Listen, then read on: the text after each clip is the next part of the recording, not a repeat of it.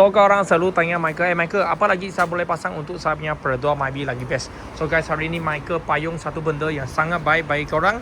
Okay, untuk korang punya car model yang original dengan side mirror auto folding punya function mesti mau ada ini Kalau tak ada ini memang tak boleh pasang.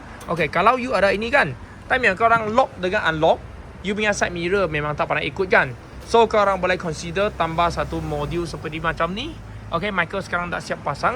Ini dia perlu sambung 3 wire lah. So lepas dia sambung kan, dia time yang kita lock dengan unlock pintu, dia pernah ikut. So sekarang Michael tunjuk sekali bagi korang tengok. Sekarang dekat unlock punya mode kan. So sekarang Michael tutup, saya lock, side mirror, auto lipat.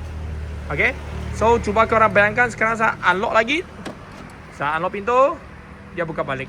So inilah salah satu produk yang sangat baik untuk korang sesiapa yang built in dengan original folding punya function.